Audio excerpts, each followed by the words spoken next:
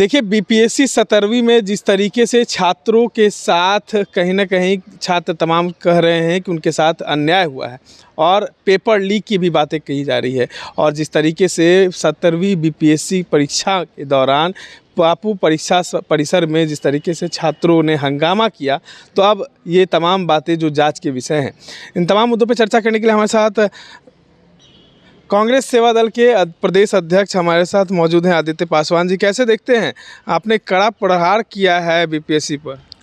बिल्कुल, जो छात्रों के भविष्य को देखते हुए आयोग को इस और डिसीजन लेना चाहिए, और अगर आयोग छात्रों को भविष्य को देखते हुए छात्रों का साल बर्बाद ना हो इसका ख्याल रखते हुए अगर डिसीजन नहीं लेती है तो छात्रों के साथ कंधे से कंधा मिलाकर प्रदेश कांग्रेस सड़क पर उतरेगी और सरकार को बाध्य करेगी, बीपीएससी को बाध्य करेगी कि एग्ज़ाम को कैंसिल किया जाए। ऐसा बिहार में क्यों हो रहा है? लगातार बिहार की बदनामी होती जा रही है, बिहार में लगातार पेपर लीक हो रहे हैं।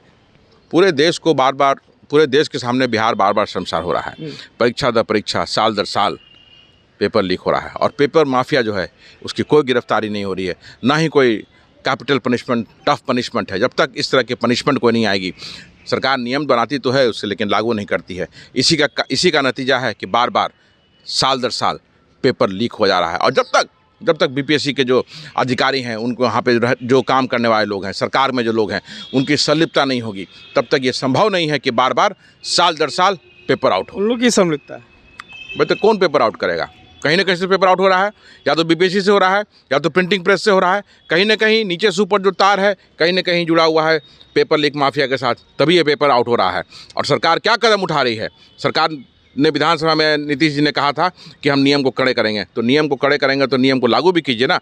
लागू कीजिएगा, उसको पनिशमेंट होगा, तभी ये पेपर लीक रुकेगा। और जिस तरह से 17वीं बीपीएससी परीक्षा में बापू सभागार में हुआ है, जो पेपर छात्रों को मिलने में लेट हुआ है, जो भी हुआ है उसकी प्रॉपर तरीके से जांच होनी चाहिए।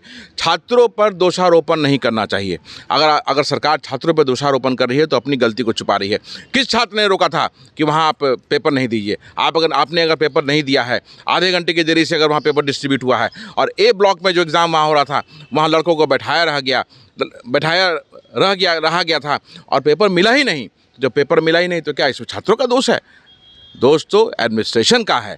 तो एडमिनिस्ट्रेशन का दोष है, तो इसको देखते हुए कि छात्रों के भविष्य में प्रश्न चिन्ह नहीं लगे, छात्रों का साल बर्बाद नहीं हो, बहुत लोगों का आखिरी अटेम्प्ट था, ये सबको देखते हुए उस सेंटर का परीक्षा को जरूर कैंसिल करना चाहिए। डीएम ने कहा तमाम बातों पर कि छात्रों को पेपर मिलने में देरी 10 मिनट की देरी हुई, लेकिन कुछ उपद्रवी छात्र जो थे वो हंगामा करने लगे, और जिस तरीके से जिलाधिकारी पटना ने छात्रों पर हाथ चलाया है, तो क्या लगता है इसमें? भाई, किस नियम के तहत डीएम ने, क्या छात्र उग्र थे, छात्र हथियार लहरा रहे थे, या छात्र तोड़फोड़ कर रहे थे?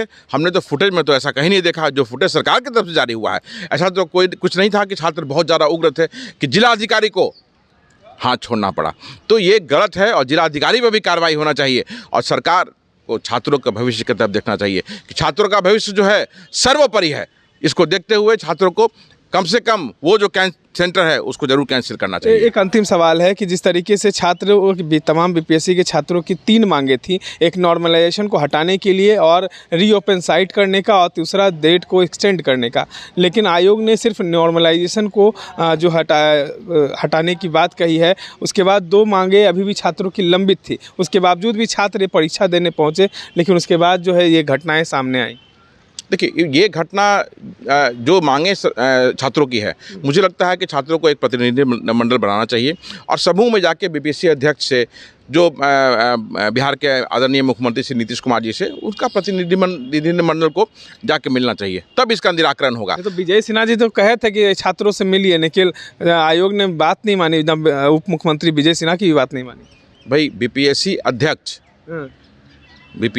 जो हैं, 2017 में इन पर एफआईआर हुआ था अलग अलग धाराओं में। महादलित विकास मिशन जो है उसमें पैसे की हेराफेरी और गड़बड़ी हुई थी, और उसी केस में श्री एसएम राजू जी जेल भी गए थे। तो ये इनका तो जो ये इनके पूरे करियर पे ही प्रश्न चिन्ह लगा हुआ है और ऐसे व्यक्ति को आपने बीपीएससी का अध्यक्ष बनाया हुआ है, तो क्या उम्मीद करेंगे आप ऐसे व्यक्ति से जिस पे एफआईआर हुआ हो, और वो भी एक नहीं कम से कम 10 धारा है, वो आप चेक कर सकते हैं, आपको ट्विटर पे और सोशल मीडिया पे हर जगह मिल जाएगा, वो बाकायदा वो नोटेड है वो, तो आप क्या उससे एक्सपेक्ट करेंगे? डिप्टी सीएम का तो बात मानेंगे भाई मैं तो कहूँगा, मुझसे पूछिएगा तो मैं कहूँगा कि ऐसे अध्यक्ष को तुरंत सिस्टम से निकालना चाहिए कि जिस अध्यक्ष ही संदेह के घेरे में है। डिप्टी सीएम की बात तो माननी चाहिए ना। तो इसका जवाब वो देंगे क्यों नहीं मान रहे हैं बात। वो उनसे पूछिए कि आप डिप्टी सीएम का बात क्यों नहीं मान रहे हैं, या डिप्टी सीएम का कद उनके सामने इतना छोटा है कि डिप्टी सीएम की बात नहीं चल रही है। दोनों में से एक चीज़ तो है, या तो ये नियम कानून से सर्वोपरि समझते हैं, लोकतांत्रिक व्यवस्था जो है उससे ऊपर बीपीएससी के अध्यक्ष अपने आप को मानते हैं, डिप्टी सीएम से ऊपर अपने आप को मानते हैं, और डिप्टी सीएम का कद जो है विजय सिन्हा जी का एकदम बौना और छोटा है, तभी उनकी बात पे वो ध्यान नहीं दे रहे हैं। शासन की सरकार में अधिकारियों का बोलबाला है, सुशासन की सरकार में भ्रष्टाचार का बोलबाला है, अधिकारी नहीं, भ्रष्टाचारी अधिकारी का बोलबाला है। चलिए देखिए अब छात्रों के भविष्य के साथ क्या होने वाला है। देखिए 17वीं बीपीएससी में जिस तरीके से धांधली हुई, तो कहीं ना कहीं ये सवाल जो है तमाम बीपीएससी आयोग और बिहार सरकार पर खड़े होते हैं। इस तरह के तमाम अपडेट्स के लिए बने रहे इनसाइडर लाइव के साथ। पटना से मैं निखिल।